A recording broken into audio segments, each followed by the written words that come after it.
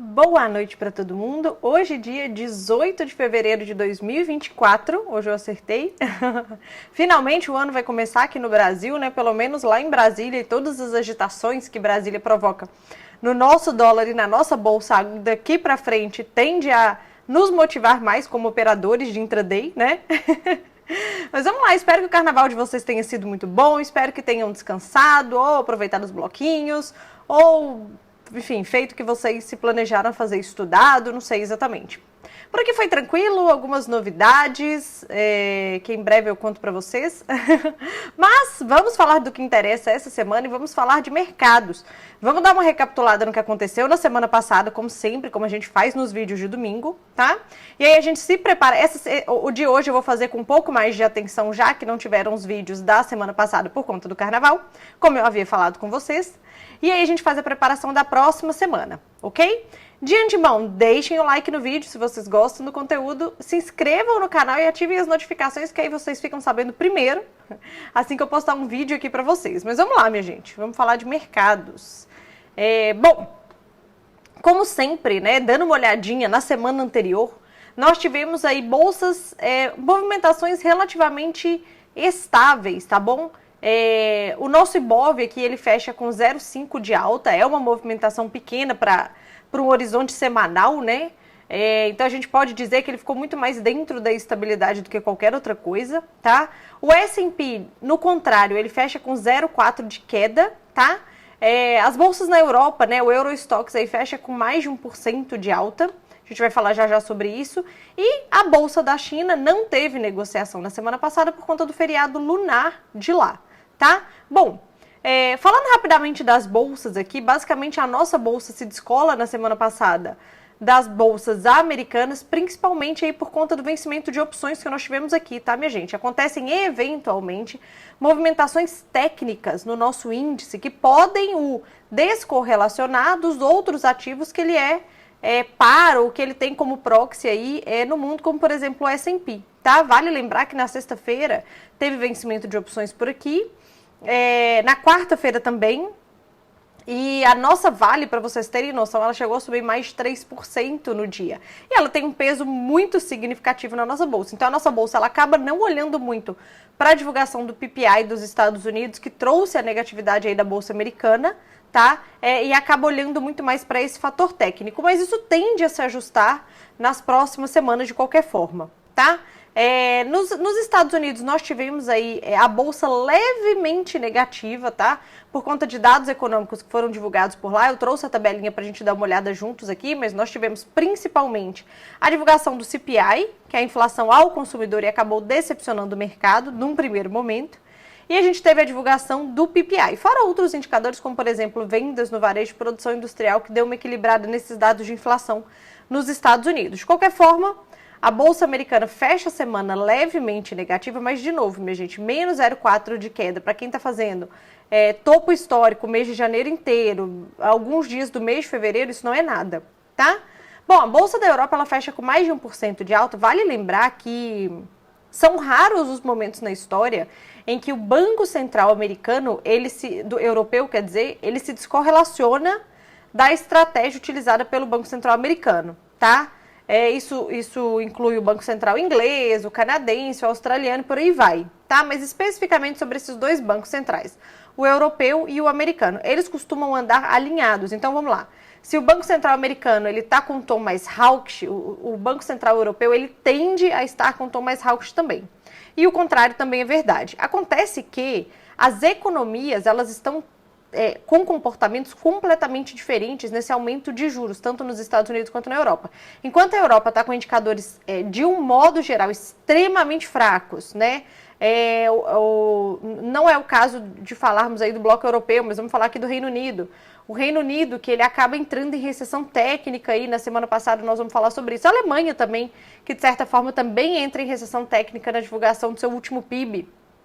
Enfim, a economia da Europa, ela não está indo bem, ela está desacelerando, como teoricamente deveria ser, numa alta de juros do bloco europeu. Já os Estados Unidos, a economia segue super aquecida, dados de inflação, inclusive, dados de emprego, dados de atividade seguem bombando nos Estados Unidos, mesmo com a taxa de juros por lá acima de 5%. Enfim, dito isto, como as economias elas estão se comportando de maneira completamente diferente na alta de juros por lá pelos bancos centrais, o Banco Central Europeu ele já está assumindo um tom mais dovish, tanto que o mercado precifica o primeiro corte de juros por lá em maio. Tá? A última fala da Christine Lagarde, que é a presidente do Banco Central Europeu, na decisão de política de juros por lá, foi uma fala bem dovish, tá? O que corrobora para a recuperação das quedas consecutivas que o Eurostoxx teve no início desse ano, diferente, por exemplo, da Bolsa dos Estados Unidos, tá? Então, por isso que a gente tem aí movimentos extremamente positivos, por enquanto,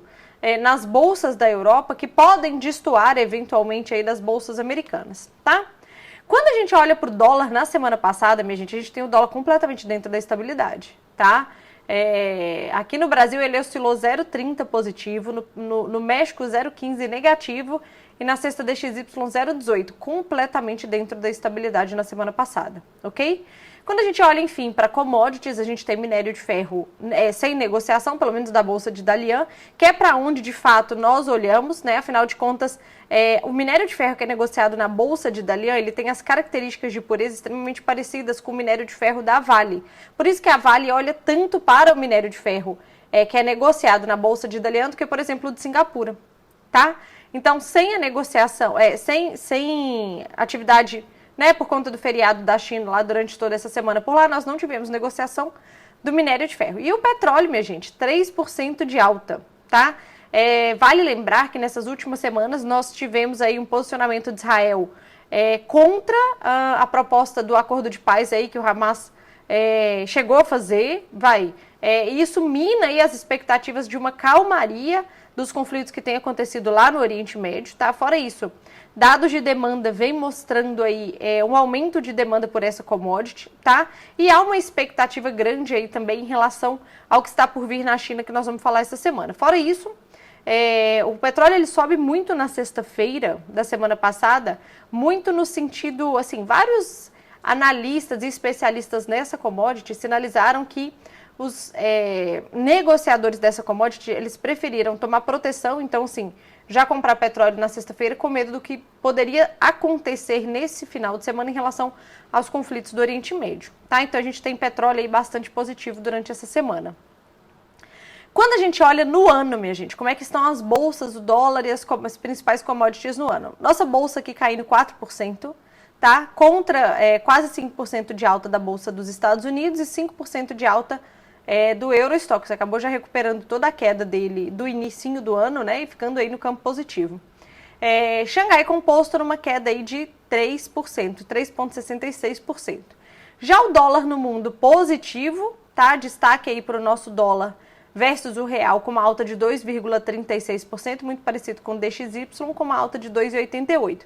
E o peso mexicano, o dólar contra o peso mexicano aqui, calmo, né? De certa forma, dentro de uma estabilidade. Vale lembrar que o Banco Central mexicano, ele não iniciou sua queda de juros, tá? Lá no México, os dados, inclusive o último dado de inflação lá, ele veio pior do que o mercado esperava. E na última decisão de política monetária, por mais que o Banco Central mexicano tenha tirado do texto aí de que eles pretendem manter nas próximas reuniões os juros por lá estável, o que poderia ser interpretado pelo mercado como uma postura mais hawkish, ainda assim o mercado não olhou para isso, não olhou dessa forma e só pensou que o ciclo de queda de juros no México não começou e por isso o carry trade lá continua sendo bastante favorável para os investidores estrangeiros, tá? Então a gente tem aí o dólar contra o peso mexicano dentro de uma estabilidade esse ano ainda. Em contrapartida, nos outros dois comparativos que a gente traz aqui, a gente tem o dólar mais positivo, tá? O minério de ferro, que ele chegou a ficar no campo positivo no acumulado do ano, ele vira, tá? E esse ano ele tá caindo 1,58. Vale lembrar que essa última cotação, esse cálculo aqui é considerando a última cotação antes da China entrar no seu recesso lunar, tá? E o petróleo dando show aí, subindo mais de 10% no ano, muito proveniente dos conflitos lá do Oriente Médio. Ok? Bom, dito isso, vamos dar uma lupa aqui no histórico, né, do nosso IBOV e do nosso dólar para o mês de fevereiro. Então, vale lembrar que O gráfico eu sempre trago aqui para vocês o gráfico do mês, para a gente ter uma visão de mês, tanto do Ibov quanto do dólar. E no quadradinho amarelo eu coloco aqui a última semana, tá? Como a última semana foi mais curtinha, o destaque amarelo aqui acaba ficando mais curtinho também. Mas vamos lá, minha gente. A gente teve praticamente uma bolsa aí se recuperando todos os dias da semana passada, tá? E o nosso dólar, como vocês podem ver, completamente de lado, né? Completamente de lado mesmo, né? Visivelmente, quando a gente dá um zoom out, assim, principalmente para quem opera intraday, é muito importante dar este zoom out no ativo que você opera e dar uma olhada no que está acontecendo nesse ativo durante a semana, durante o mês, enfim. Então, o dólar completamente dentro da estabilidade. Por aqui, o que nós tivemos? Bom, na terça-feira, nós tivemos a divulgação era feriado aqui no Brasil de carnaval, e nós tivemos a divulgação do CPI, inflação ao consumidor lá nos Estados Unidos, que é essa tabelinha que eu trouxe aqui para vocês, tá? E o dado decepciona, num primeiro instante, estressa as bolsas caem, o dólar no mundo inteiro sobe para as bolsas que estavam, para os ativos que estavam abertos, né? E os juros dos Estados Unidos sobem consideravelmente. Por quê? Bom, o dado ele sobe, minha gente, o dado ele sobe no mensal, no valor cheio e no núcleo, mas o que eu vou destacar para vocês aqui é principalmente a inflação de serviços, que ó, é o núcleo da inflação de serviços, que ela sai de 0,4 para 0,7. Vejam que nos dados históricos que a planilha traz, que é até julho de 2023, a gente não tinha visto esse 0,7, tá? Então a inflação de serviços, ela subiu e ela subiu bastante, não foi pouco. Tá? E quando a gente olha shelter, principalmente, que é a inflação de moradia, ela também volta para os patamares mais altos do seu histórico até julho de 2023. E se vocês pegarem os dados mais antigos do que isso, no próprio Investing dá este número, vocês vão perceber que realmente a inflação de serviços e a inflação de moradia, ela está num dos maiores patamares do último ano, dos últimos 2 anos, né? Desde que os Estados Unidos alcançou aí uns juros acima de 5%, para tentar controlar a inflação. Então, isso aqui decepciona completamente o mercado no primeiro instante. Então, nós tivemos aí, de novo, bolsas para baixo, dólar para cima e juros para cima lá nos Estados Unidos. A nossa bolsa aqui estava fechada.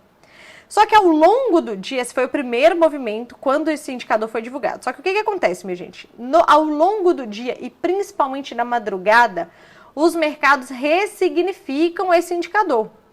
Tá? Eles começam a ponderar assim, será que isso não é um fator sazonal? Será que não? Inclusive, membros do Banco Central americano ponderam isso daí. A Janet Yellen, que é a secretária do Tesouro americano, também fala isso. Fala assim, olha, não olhem um número isolado. Vocês têm que olhar toda uma trajetória. A trajetória dos últimos 6 meses, a trajetória dos últimos 12 meses. A trajetória continua uma trajetória de queda, apesar de números isolados eventualmente virem mais altos. Mas ainda assim a trajetória continua uma trajetória de queda, tá? Nesse contexto e nessa interpretação, os mercados se acalmam na madrugada. E aí, quando o nosso mercado aqui abre na quarta-feira, os mercados já estavam calmos em relação a esse indicador, minha gente. Algumas pessoas vieram, eu operei aqui na quarta-feira à tarde, algumas pessoas vieram me procurar falando, poxa, eu tinha certeza que era dólar para cima, o dólar tinha que ficar mais de R$5 e etc, não sei o quê. Minha gente, não basta acompanhar só a movimentação dos ativos na divulgação do dado, tá? Porque realmente, de fato, se a nossa bolsa tivesse aberta e o nosso dólar tivesse aberto na divulgação do dado, nosso dólar teria estressado bastante. Só que a gente já pega o momento de calmaria dos mercados, né? A minha estratégia, inclusive, foi, olha, a depender do patamar que o dólar abrir, se ele abrir muito estressado, dado que o mercado já se acalmou em relação a esse indicador, minha operação seria de venda, né? Seria uma operação contra a interpretação da divulgação do dado. Aí algumas pessoas falaram assim comigo também, não, Fernanda, mas o que acontece é que não dá para entender o mercado, porque esse indicador ele é muito forte, principalmente olhando para serviços, então o mercado tinha que estar estressado. Minha gente, uma coisa é a nossa opinião, né, a sua, a minha e tal. Outra coisa é a movimentação do mercado, e ela é soberana. Se você concorda ou não que o mercado interpretou, que na verdade esse é um dado isolado, que a trajetória de queda no horizonte de 6 meses ela é positiva para a inflação americana e etc. Se você concorda ou não com isso, não importa de certa forma, tá? De certa forma não importa. O mercado ele segue sendo soberano. Então assim, cuidado com o viés. cuidado com olhar o indicador, falar, tenho certeza absoluta que esse dólar é para cima e esquecer de olhar todo o resto, as movimentações dos ativos durante a madrugada e querer que o dólar fique acima de R$ 5 por conta disso. Cuidado com o viés, é nessas horas que pega muito operador de mercado, tá? Tem que interpretar, o mercado é soberano. Se o mercado entendeu que esse era um fato isolado, é isso, é sobre isso, é isso que ele vai pôr no preço. E a movimentação do ativo é em cima do que o mercado interpreta. Tá? É só esse adendo aí, essa atenção que eu queria trazer para vocês em relação a isso, porque eu sei que teve gente que acabou se machucando na quarta-feira aí com esse viés de estresse exagerado em relação ao CPI. Ok? Bom, além do CPI, na semana passada, também foi divulgado nos Estados Unidos vendas no varejo de produção industrial que foram dados fracos. Tá? O mercado gostou principalmente de vendas no varejo, que tem um peso maior no PIB do que produção industrial lá nos Estados Unidos, no sentido de arrefecer a economia e controlar a inflação. Tá? Só que na sexta-feira já foram divulgados dados de PPI que vieram mais fortes do que o esperado, que é a inflação ao produtor. Aí acabou não trazendo tanto ânimo assim em relação ao mercado. Na semana passada, não à toa, o S&P fecha no campo negativo, tá? E aqui, gente, só para deixar na agenda, no radar de vocês aí, porque isso faz preço nos títulos americanos também, na semana passada foi divulgado o PIB do Japão e do Reino Unido, e todos dois entram em recessão técnica. O que é recessão técnica? É se você tem 2 trimestres consecutivos com PIB vindo negativo, que foi o caso do Japão e do Reino Unido. E por que isso fez preço nos juros americanos? E aqui vale vocês prestarem atenção nessa análise, que ela é importante. Vamos lá. Se vocês têm acompanhado aqui comigo, o mercado está ansioso para uma alteração da política monetária lá no Japão. Que hoje ela é ultra relaxada, né? Os juros negativos e etc. Porque lá é muito difícil gerar inflação no Japão, né? Preocupação essa que, inclusive, tem sido levada agora para a China. Mas vamos falar do Japão.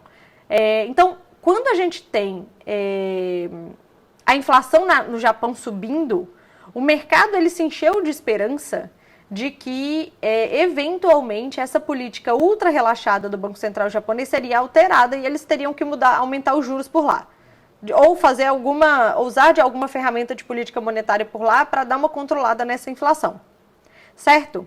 E isso, o que acontece? Isso provocaria uma movimentação mundial, principalmente no dólar, tá? Por quê? Bom, você tem um país seguro, né, relativamente seguro, que o mercado pode tirar dinheiro, por exemplo, dos Estados Unidos ou do mundo inteiro e colocar dinheiro no Japão na renda fixa de lá, caso os juros de lá suba, e isso é extremamente atrativo para o mercado. O mercado estava super ansioso para que isso pudesse acontecer, né? Agora, partindo do pressuposto, isso geraria uma volatilidade no dólar do mundo inteiro, tá, minha gente? Existia até uma certa preocupação de isso se tornar uma crise de liquidez no mundo, mas isso enfim, quem quiser falar mais sobre isso a gente fala depois.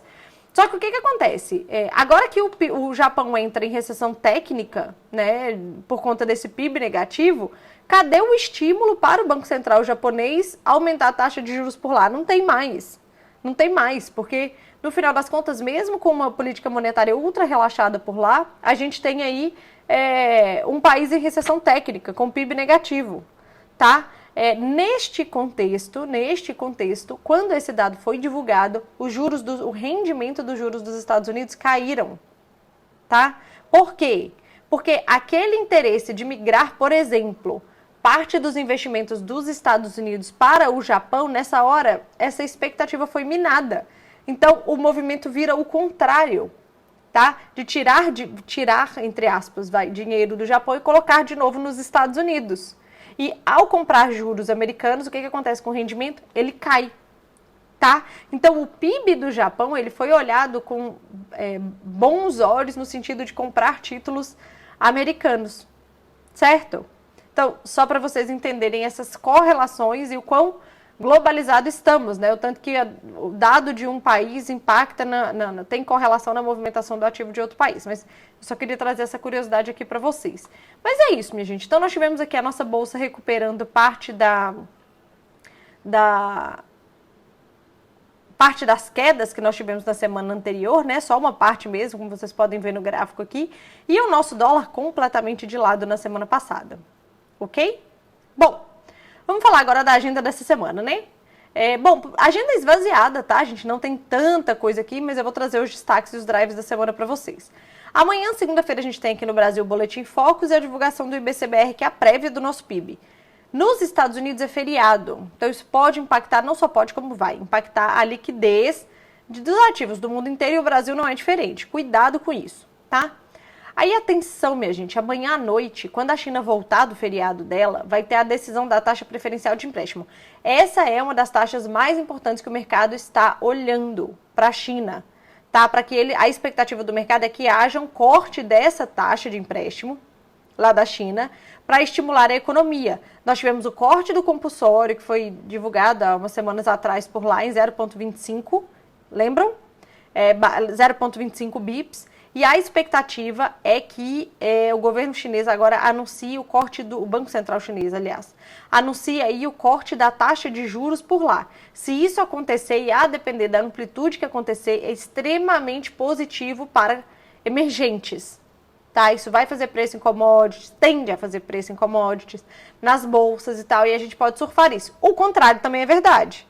Se a China não mexe nessa taxa aqui por agora, vai dar uma decepcionada no mercado, porque historicamente, quando o Banco Central chinês ele corta o compulsório, logo em seguida ele mexe nessa taxa, tá? Então há uma expectativa do mercado de sim, o Banco Central chinês mexer nessa taxa preferencial de empréstimo. Isso vai ser amanhã à noite, tá? E tende a fazer preço no nosso mercado na terça-feira. Terça-feira, agenda esvaziada, completamente esvaziada. Na quarta-feira, confiança do consumidor na zona do euro, leilão do título de 20 anos. Essa semana a gente tem leilões mais longos lá dos Estados Unidos, tá? E a ata do FONC. O mercado vai olhar com calma essa ata para ver se ela vai seguir tão hawkish quanto foi a fala do presidente do Banco Central americano, Jerome Powell, tanto na entrevista pós-divulgação da taxa de juros por lá, quanto naquela entrevista que ele deu naquele programa de TV 60 Minutes, num domingo, há 2 semanas atrás, se eu não me engano. À noite a gente vai ter a divulgação dos PMI de serviço industrial no Japão. Na quinta-feira, dados de PMI industrial de serviço composto na zona do euro, além do CPI, tá? Dados de PMI no Reino Unido, nos Estados Unidos também. Além disso, nos Estados Unidos, como sempre, pedidos iniciais de seguro-desemprego, vendas de casas usadas e leilão das chips de 30 anos. À noite, na China, preços de imóveis. Sexta-feira, PIB na Alemanha e Receita Tributária Federal aqui no Brasil, tá? Ainda essa semana, volta Brasília, né? Atenção aí a falas, posicionamentos em relação a tudo que remete ao fiscal do país, tá? Essa semana a gente ainda tem balanços aqui no Brasil, destaque para Vale e a B3, que vai ser na quinta-feira, tá? E essa semana, minha gente, vai sair o balanço mais esperado do mundo, literalmente, lá nos Estados Unidos, que é o balanço da Nvidia, que vai ser na quarta-feira, depois do fechamento de mercado. Atenção, esse drive, ele consegue ser tão importante ou mais importante que a ata do FONC, tá? Porque o mercado está com uma expectativa absurda para esse balanço, tá? Fora as falas de membros do Banco Central americano que vão acontecer ao longo de toda esta semana. Tá, minha gente? Então a gente tem, vamos lá, voltando aqui, a gente tem uma agenda vazia essa semana, tá? Mas a gente tem drives pontuais acontecendo no mundo, né? Balanço da Nvidia, anotem isso daí, ata do FONC, tá? Aqui no Brasil, a Receita Tributária Federal, tá? Alguns leilões nos Estados Unidos e essa decisão da taxa de empréstimo da China. Desejo para vocês uma ótima semana, bons trades, bom retorno de carnaval aí para quem aproveitou. E eu vejo vocês no resumão de amanhã. Beijo. Tchau.